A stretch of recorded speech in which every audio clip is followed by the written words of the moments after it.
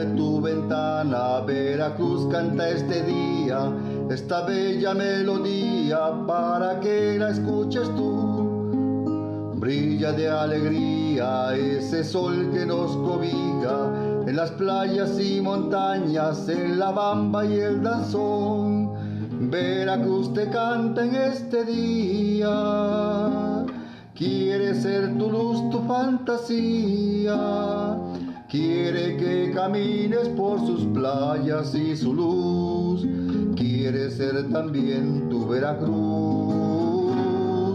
Quiere que camines en sus playas y su luz. Quiere ser también tu Veracruz. Si hoy te encuentras triste por lo que perdiste, si te encuentras solo, te espero yo aquí. Si un día tus tardes lucen todas grises y no encuentras nada que te haga feliz, abre tu ventana, Veracruz canta este día, esta bella melodía para que la escuches tú. Brilla de alegría ese sol que nos cobija en las playas y montañas, en la bamba y el danzón. Veracruz te canta en este día, quiere ser tu luz, tu fantasía. Quiere que camines en sus playas y su luz. Quiere ser también tu Veracruz. Quiere que camines en sus playas y su luz. Quiere ser también tu Veracruz. Muy buenos días, vamos a dar inicio a nuestro programa Diálogos Veracruzanos, un encuentro con la verdad, el escenario de la verdad. Hoy nos acompaña nuestro amigo Francisco Javier Solís Flores.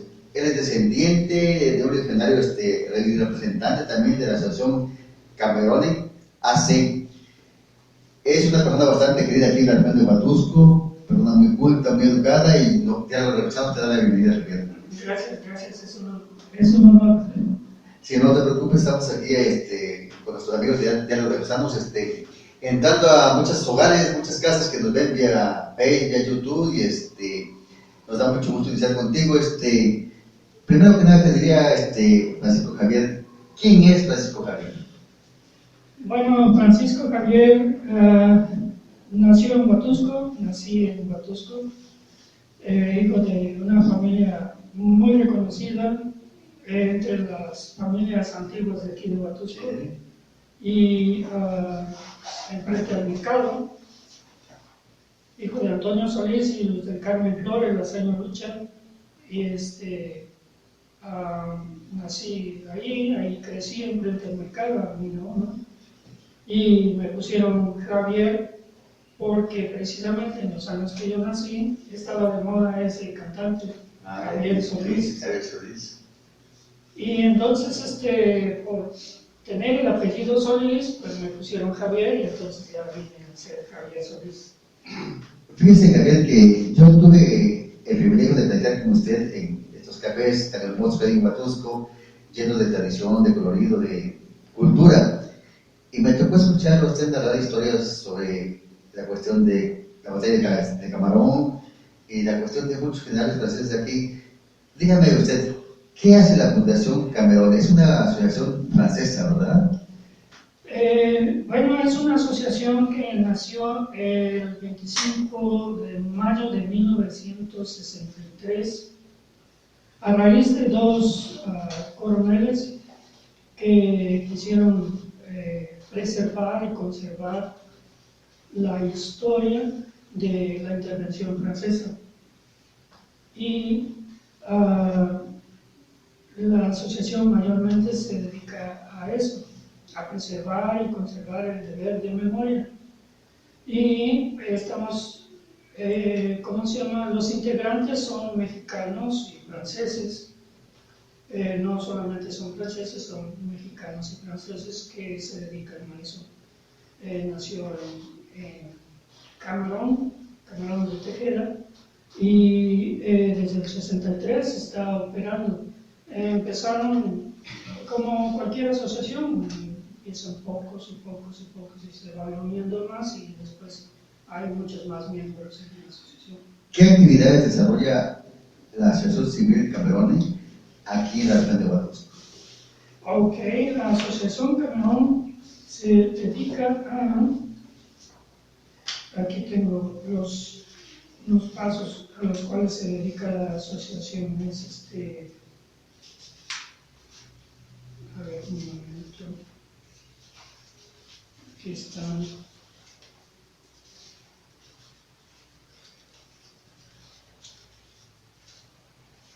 Siempre es importante saber nuestra cultura, ¿verdad? Hay agrupaciones que se dedican a difundirla, a transmitirla, a darla a conocer. Y esta asociación, la verdad, es muy famosa, muy llamativa. Ha tenido mucha actividad, mucho impacto social. Aquí en la región de Huatusco hay miembros muy destacados y también franceses, ¿eh? Sí, no encuentro el dato, pero entre los puntos más importantes es de preservar y conservar los hechos que se vivieron en el combate de Camarón y en la batalla de Puebla. Preservar y conservar los monumentos que surgen a raíz de la batalla de Puebla, de Camarón y de algunos otros lugares donde haya existido enfrentamientos franceses con mexicanos. De conservar y preservar los predios a donde se erigieron los monumentos. Buscar entre la historia la mayor información que se pueda acerca de los combates y la intervención francesa. ¿Hay monumentos aquí en nuestra región que sean franceses? Por el momento no, al menos es un monumento el que está erigido en el panteón de aquí de Huatusco. Es un memorial, está dedicado a la virtud militar, y otros, pues solamente hay una placa en los bajos de la parroquia y hay otra placa por ahí que está en la casa donde vivía el doctor Vega y Gómez. Ahí escondieron una placa porque abrieron una puerta donde estaba colocada esa placa, dando el frente a la casa. ¿Cuáles son las fechas más importantes que tienen ustedes como fundación, como asociación? Las fechas más importantes son, primeramente, el 5 de mayo, perdón, el 5 de mayo la batalla de Puebla, el 30 de abril, que es en Camarón, pero un día antes del 30 de abril se conmemora, a partir del 2008 en adelante se conmemora aquí en Huatusco. Muy bien, Francisco Javier. El Diálogo de Refugiados es un programa que se dedica a difundir cultura, actividades sociales, recreativas, culturales, deportivas, de toda índole, sin ofensas, sin menoscabo de ninguna expresión, ¿verdad? Vamos a hacer una pequeña pausa porque yo quiero que ustedes escuchen a nuestro público la sensibilidad que Javier tiene para narrar las historias.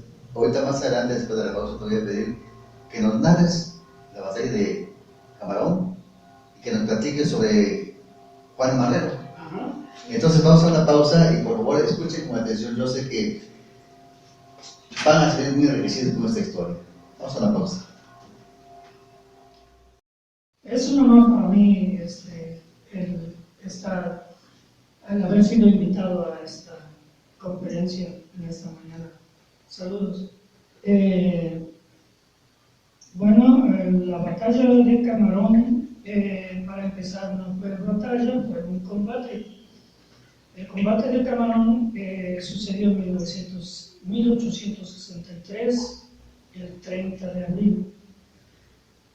El coronel Garfias, un historiador militar, menciona que una batalla es entre miles y miles de combatientes, pero en esa batalla se llevan a cabo combates cuando grupos se aíslan y combaten entre ellos, ejército contra ejército.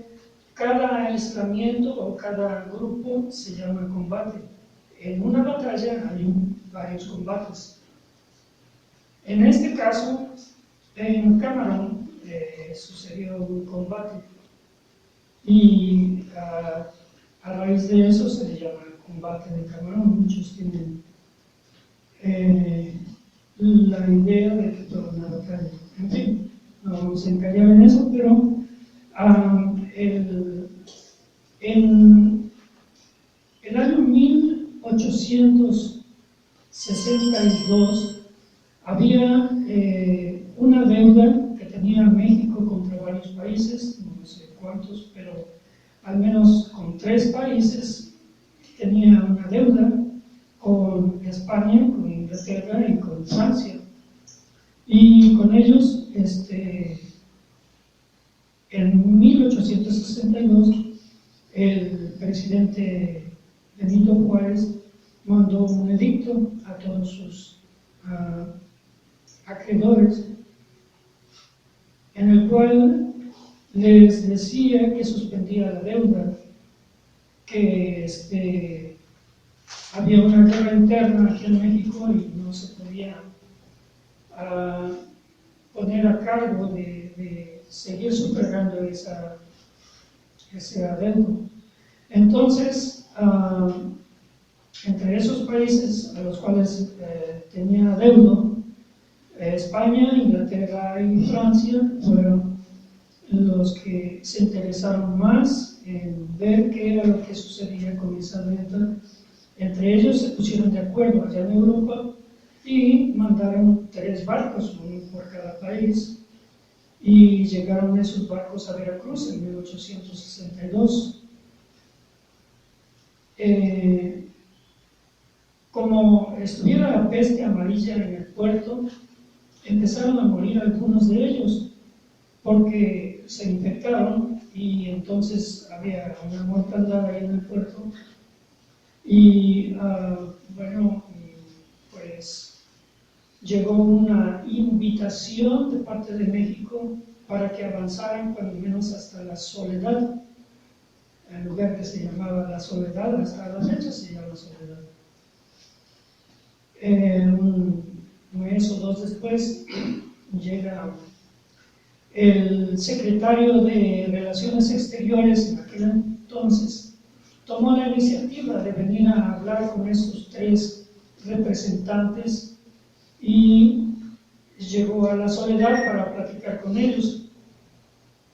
Entre otras palabras, les dice: reconocemos nuestra deuda y reconocemos que tenemos que sufragar esa deuda, tenemos que llegar a un buen fin. Pero vean ustedes que en estas fechas nuestro país está en revolución y por el momento no hay quien se haga cargo de eso.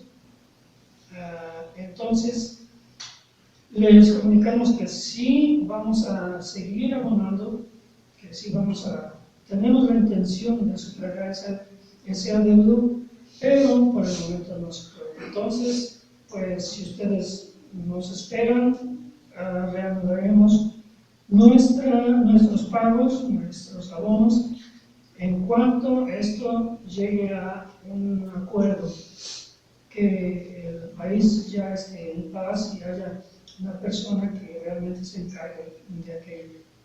Entonces, 2 de ellos, de los que habían venido a ver ese problema, Inglaterra y España, dijeron: bueno, pues entonces si se comprometen, bueno, ya no hay mucho que hacer aquí, nosotros nos retiramos.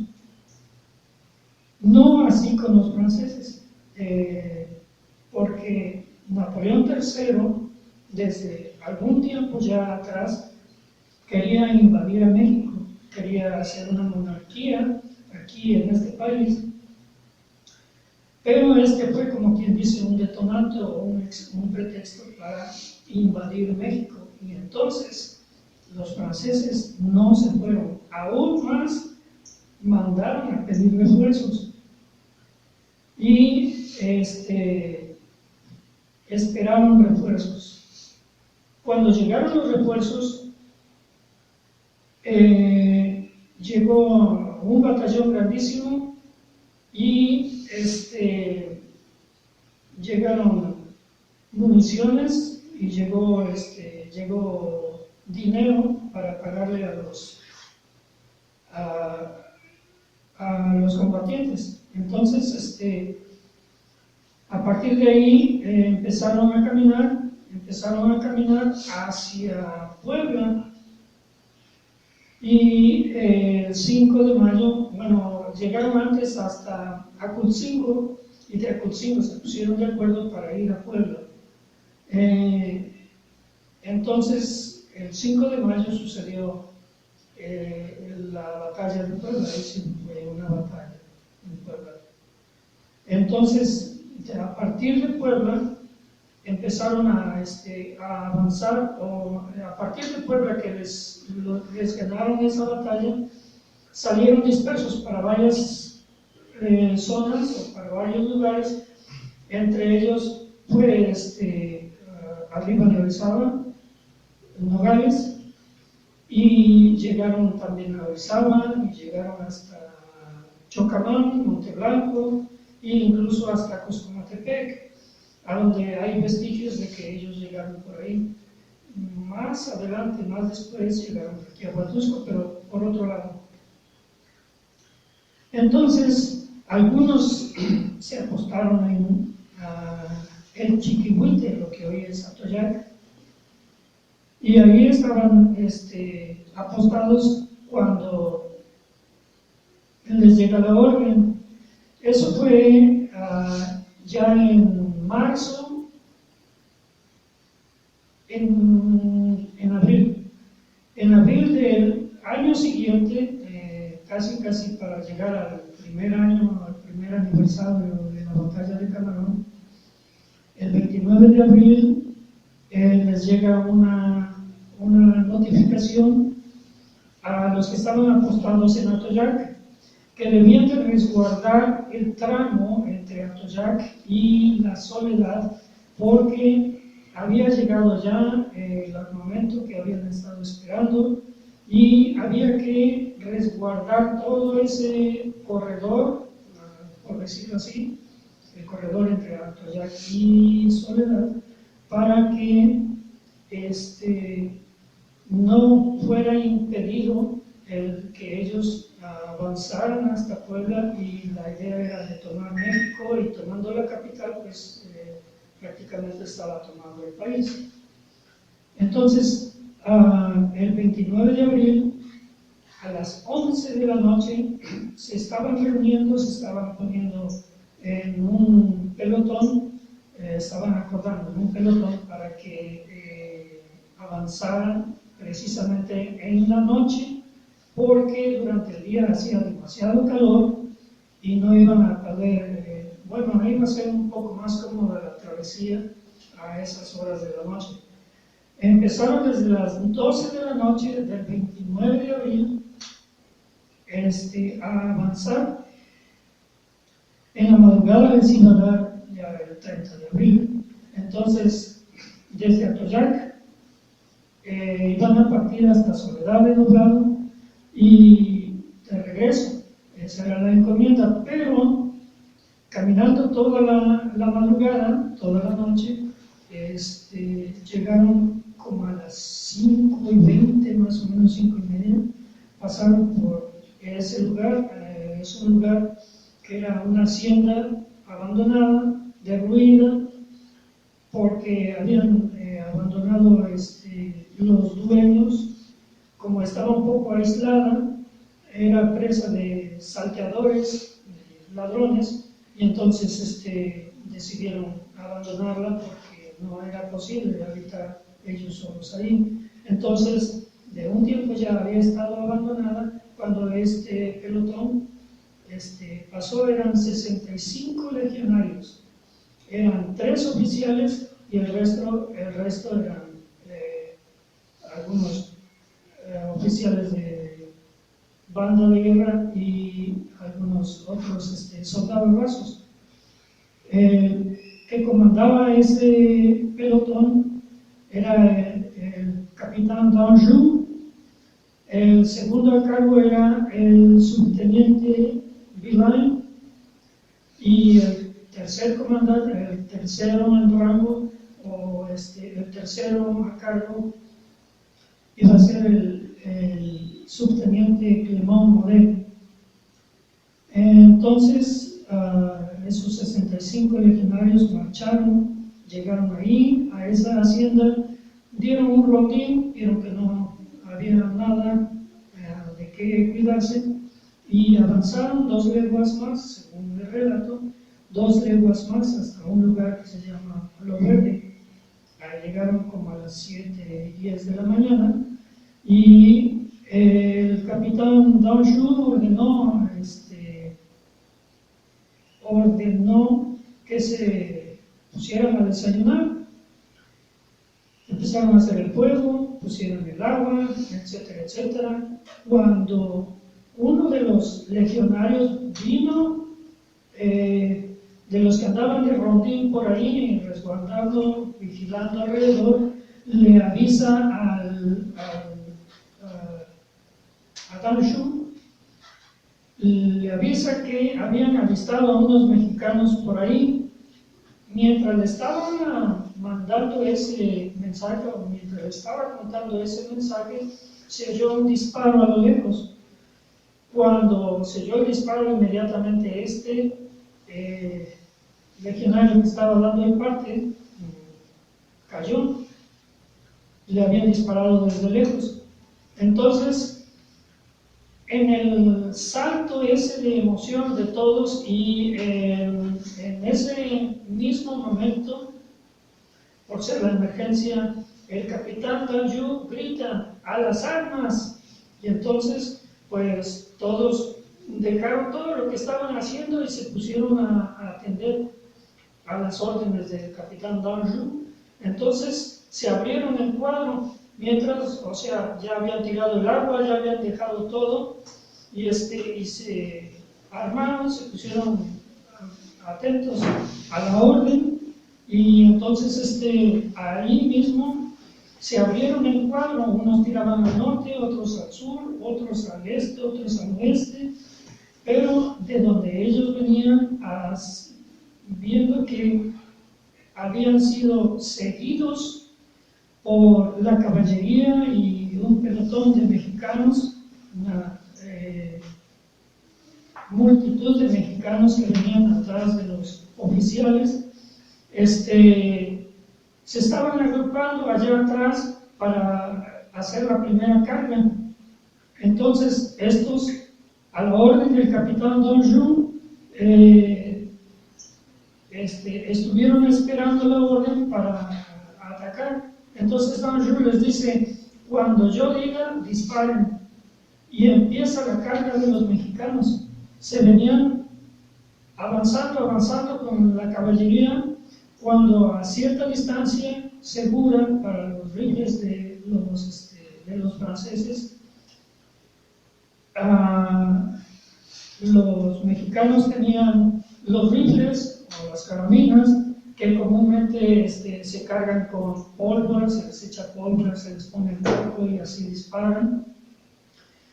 Los franceses tenían lo que era la última tecnología en aquel entonces, que eran los que se recargan aquí así, ¿no? con una palanca estilo Mauser. Entonces eran los que tenían lo último en tecnología, y los otros, mientras venían corriendo a cierta distancia, Danjou les da la orden a estos legionarios que dispararon, y se hizo un gran estruendo, porque disparar varios rifles al mismo tiempo, pues se multiplica el ruido, ¿no? Obviamente.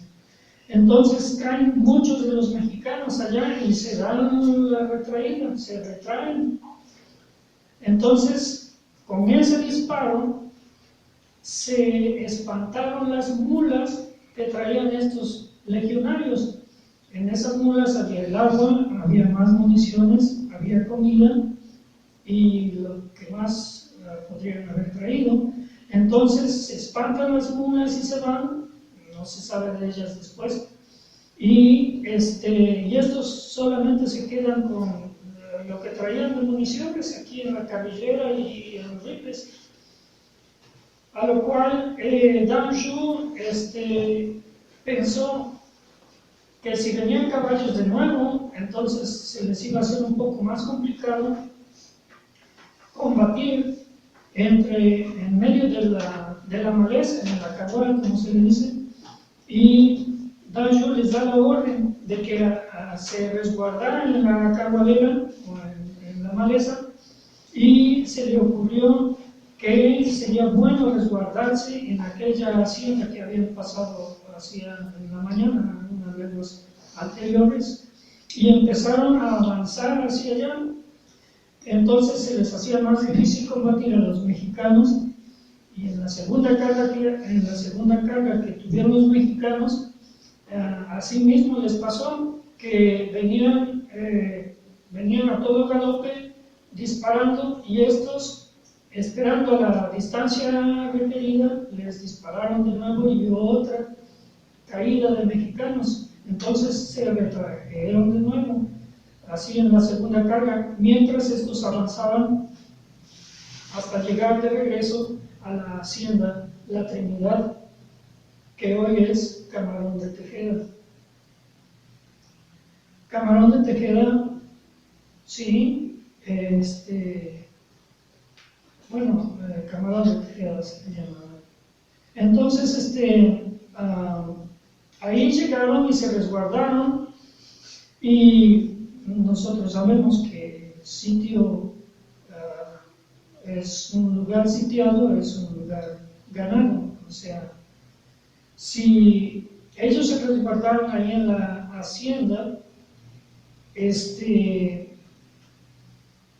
los rodearon los mexicanos, y estos legionarios nada más tenían lo poco que habían alcanzado que tener en las carrilleras y en los rifles, y los mexicanos pues obviamente eran como 2000 afuera de la hacienda, y 65 legionarios o 64 por el que había caído anteriormente ahí dando el parte. Entonces abrieron hoyos entre los muros, cerraron el portón y ¿cómo se llama? Pues pudieron poner palos y cosas que estorbaran en las ventanas de algunas habitaciones que había en el fondo de la hacienda, para que no pudieran ingresar por ahí los mexicanos. Un legionario se subió al tejado para divisar desde ahí qué era lo que sucedía y avisar qué era el panorama de lo que se veía desde allá arriba.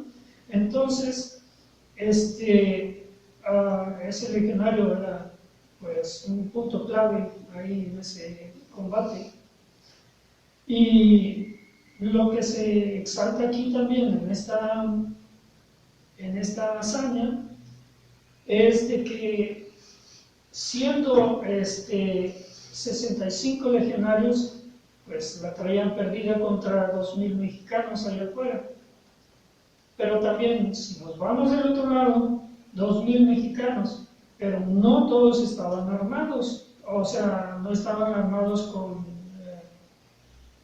con rifles ni pistolas, sino que algunos traían machetes, algunos traían hasta asadones, algunos traían, qué sé yo, alguna otra herramienta para combatir, para que este combate llegara a un fin luego, ¿no?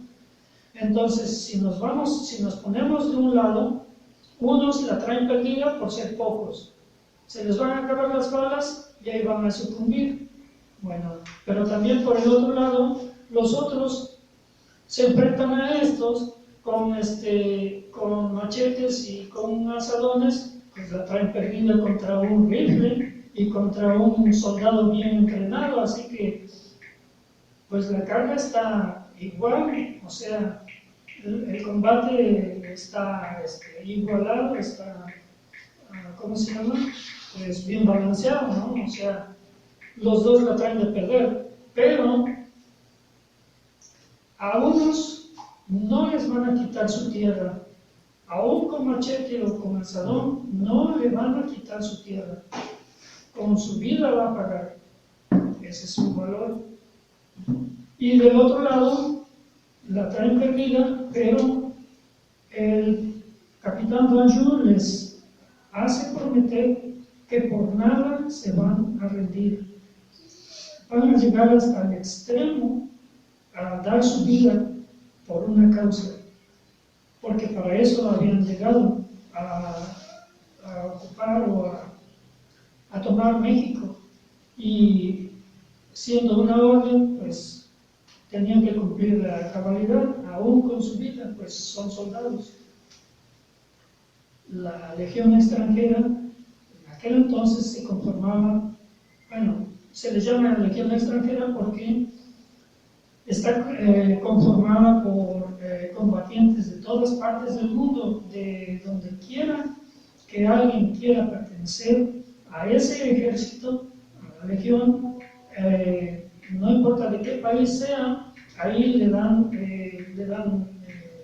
un lugar para que él pueda combatir o para que él pueda pertenecer. Muchos de ellos en aquel entonces pues eran asaltantes, eran asesinos, y muchos de ellos no eran así, pero se le daba cabida a cualquiera que pudiera o a cualquiera que quisiera pertenecer a la legión extranjera. Pues estos eran unos de aquellos que se enlistaron en la legión extranjera y vinieron a combatir a Camarón, a México, les tocó a Camarón. Entonces, desde allá adentro estaban combatiendo. Como a las 10:30 de la mañana, les matan a un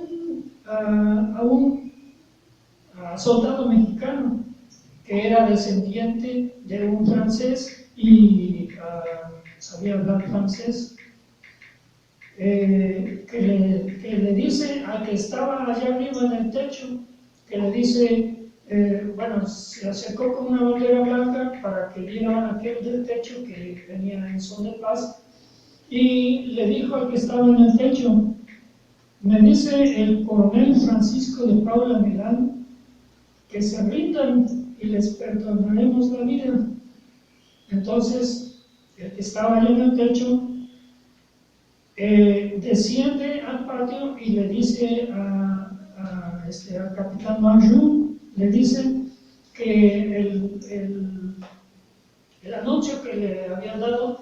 Entonces el capitán Danjou le dice: diles que tenemos municiones y no nos rendiremos.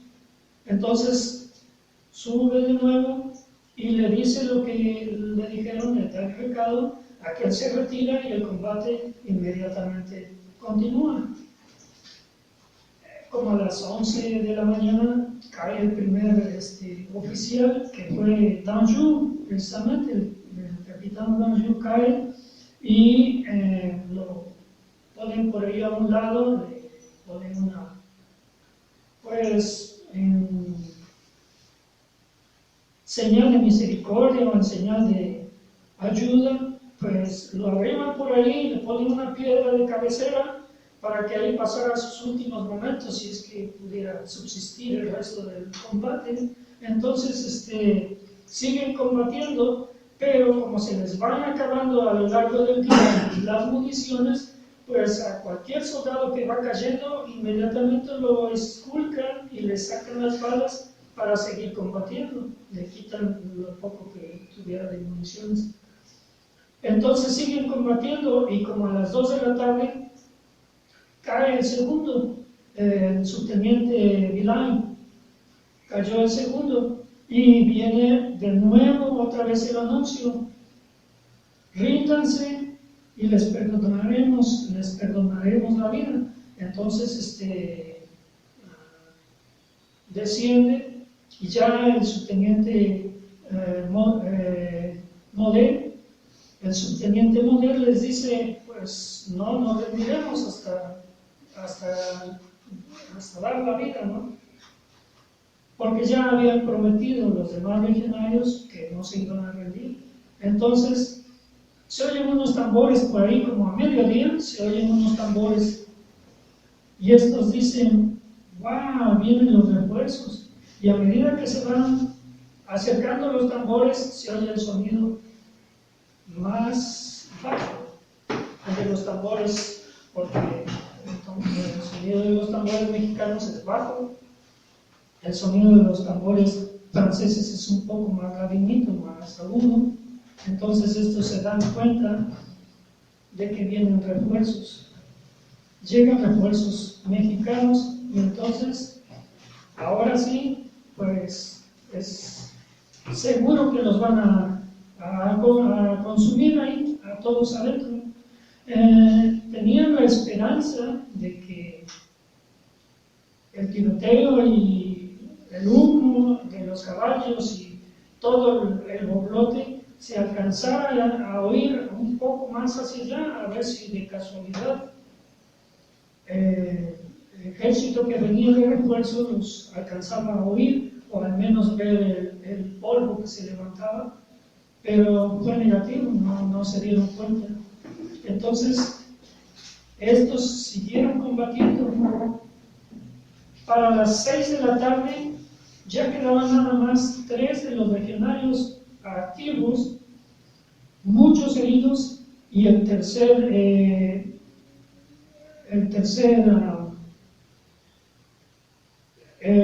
subteniente Morel, ese estaba mal herido en la cadera y en la pierna, y era el único de rango que quedaba, y mal herido, y entonces cuando ya quedaban solamente ellos, pues los mexicanos fueron capaces de ingresar a donde ellos estaban para hacerlos rendirse.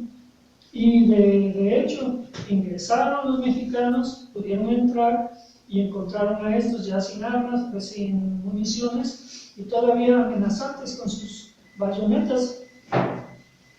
Y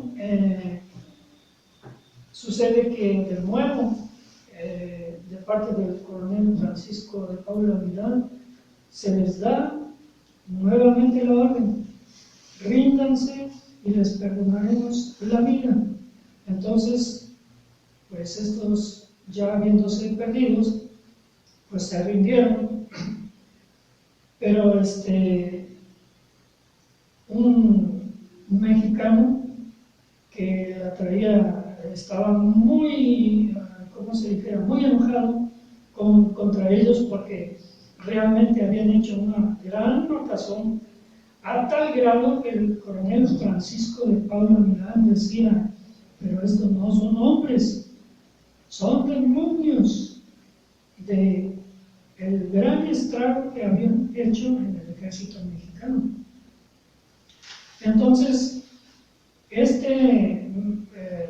combatiente mexicano en su caballo agarra su espada y va directo contra estos franceses, y el mismo coronel le dispara a este mexicano y lo tumba del caballo, porque estos ya estaban rendidos, estos ya estaban declarados, ¿cómo se llama? Pues ya vendidos. Entonces, entregan sus armas, y lo que habían dicho los franceses: nos rendiremos si nos prometen curar a nuestros heridos y conservar nuestros uniformes, nuestras armas. Entonces le dice el coronel: no se niega nada a hombres como ustedes. Entonces, pues inmediatamente, ya declarado terminado el combate, un coronel, que era coronel militar, que era doctor militar, Francisco Talavera, era coronel de parte de la Guardia Nacional de Córdoba, estaba ahí. También entre ellos había 2 coroneles mexicanos, huartusqueños, el coronel Manuel Marrero y también Francisco Marrero. Eran dos coroneles que habían participado de Huatusco en ese combate. Entonces, el doctor Talavera empieza a preparar a todos los heridos para la travesía de Camarón hacia Huatusco. ¿Por qué Huatusco? Porque Jalapa estaba muy lejos y Córdoba, por lo consiguiente, estaba muy lejos. Se iban a morir muchos de los heridos en el transcurso. Huatusco era lo más cercano. Y en Huatusco sucede que había un hospital que se llamaba San Vicente. El Hospital San Vicente era auspiciado por una sociedad francesa altruista de unas damas que se llamaban las Hermanas de la Caridad. Las Hermanas de la Caridad eran una sociedad que estaba en Francia y desde Francia mandaban recursos a varios hospitales que había alrededor del mundo, entre ellos uno de aquellos que estaba aquí en Huatusco. Estaba ubicado en la avenida 5 y calle 3, no, avenida 5 y calle 5. Hoy por hoy hay un restaurante famoso aquí y hay una escuela telesecundaria en ese sector, una escuela telesecundaria, y ese restaurante o esa esquina donde está ese restaurante famoso, el distrito de un hospital, el Hospital San Vicente, que era auspiciado por esta sociedad altruista, las Hermanas de la Caridad. La directora de ese hospital se llamaba Juana Agustina Marrero Flores. Y aquí empieza otro capítulo, empieza otra narrativa, porque ya es la segunda parte de lo que sucedió en Camarón de Tejeda. Llegaron aquí el día 1 de mayo, en la madrugada o en el día, no sé a qué horas hayan llegado, pero llegaron el 1 de mayo. Hacemos una pausa y regresamos. Nuestro programa Diálogo de Artesanos con nuestro invitado de lujo, Javier Solís, que nos trae imágenes que dicen mucho, ¿verdad? El día de nuestra historia, precisamente de Juana Agustina Marrero, quien en realidad tiene una historia tan motivante, tan llena de valores, de principios, ¿verdad? A veces nosotros aquí en México estamos muy apegados a nuestra madre, nuestra imagen materna, y todo lo damos por ella. Pero esa historia también narra que a veces podemos encontrar una segunda madre, y debemos pedir a Javier que nos ilustre la parte esta tan importante que hay, ¿verdad? Sí, por favor, sí, tan vale. con mucho gusto. Y creo que el público está encantado con tu intervención, ¿eh? Adelante. Gracias. Pues bueno, continuando con este relato, pues llegan aquí los legionarios y los heridos, pero llegando a Huatusco, Manuel Marrero, hermano de Juana Marrero, la directora del Hospital San Vicente, tiene a bien llevar a cabo algo pues digno de resaltar aquí, siendo la gallardía, siendo la cultura mexicana de compasión. Hay muchos valores que conserva la cultura mexicana, valores como la compasión, el amor al prójimo, qué sé yo, varios valores de estos. Entre esos valores, la compasión dominó el pensamiento de Manuel Marrero, a tal grado de que separó al único de los tres de rango que pertenecían al batallón francés, Clément Model, hombre de 26 años de edad, un soldado de 26 años de edad, viene malherido de una bala en la cadera y en la pierna, y decide separarlo del resto de los combatientes y llevárselo a su domicilio particular, en su casa. La casa está comprendida en la avenida 2, calle 7, donde el domicilio particular de los tres Marrero, de Francisco, de Manuel y de Juana. Los tres altruistamente sirven a la nación, una en el hospital y los otros dos coroneles sirven a la nación.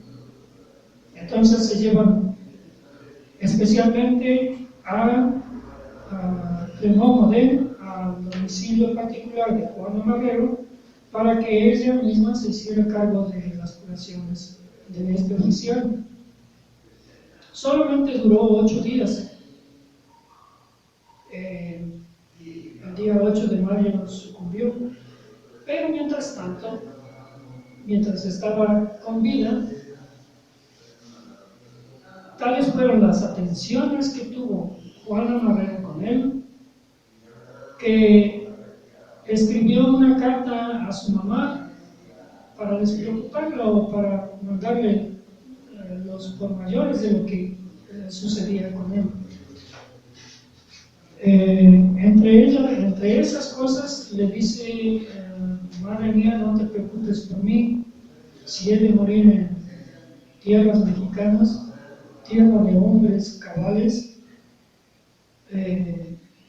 doy gracias a Dios de que mi cuerpo es enterrado en estas tierras. Mándame tu bendición. Lo que hay que resaltar aquí, en esta historia, es de que la compasión de la mujer mexicana en sí, se llame Juana Marrero, póngale usted su nombre, es algo de remarcar aquí, porque en esa carta que lo dice, dejé una madre en Francia, encontré otra en México.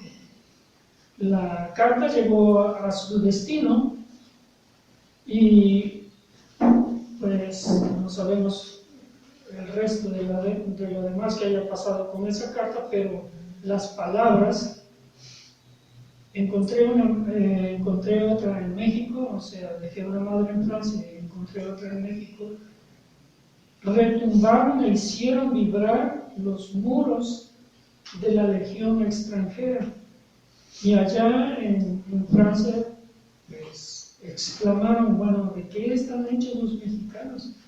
Si nosotros vamos y les tomamos su país, les queremos tomar su país, y ellos nos tratan con amabilidad, compasión, atienden a nuestros heridos, pues esto es digno de reconocerlo. Entonces, años después, muchos años después, cuando es posible, se da la orden de que vengan a ver, a agradecer el gesto de los mexicanos. Eso es a lo que se viene a dar aquí a Huatusco el día 29 de abril de cada año, a partir del 2008. Cada año, el 29 de abril, aquí en Huatusco se lleva a cabo ese gesto de reciprocidad, el gesto de reciprocidad hacia, en general, la mujer mexicana. Claro, representada por Juana Marrero de Gómez, que tuvo a bien hacer el bien morir de este legionario francés. Cada año Esta asociación recuerda esos hechos y también recuerda participar en la conmemoración allá en el combate del Camarón de Tejeda. Pero no se nos olviden que a Juan Romero, a sus dos hermanos, se les rinde honores el día 29 de abril y por eso es erigido ese monumento que está en el Panteón. Se dice a la virtud militar, porque en ese combate hubo muchos valores, apego a la ley, a la humanidad y algunos otros valores morales, ¿no? Entonces, eso es lo que resalta esta asociación. Esta asociación se dedica a conservar y preservar el deber de memoria. Ajá, así es.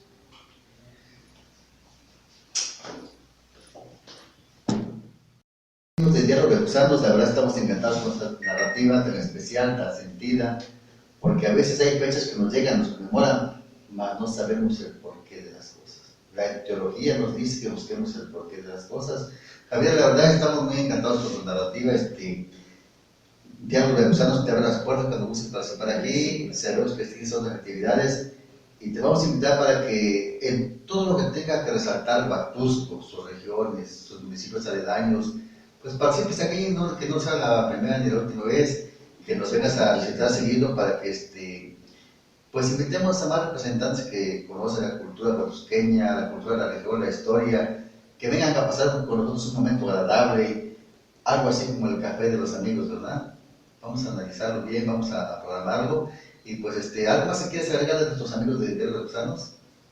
Bueno, están invitados para cada año se lleve a cabo esta conmemoración.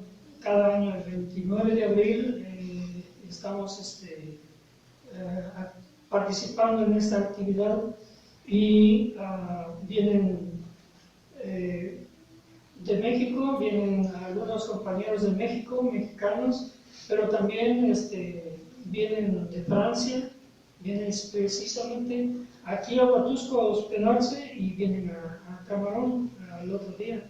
Entonces estamos todos invitados y no se les olvide, en Huatusco hay una heroína y sus dos hermanos, a ellos les rendimos el debido respeto que se merece.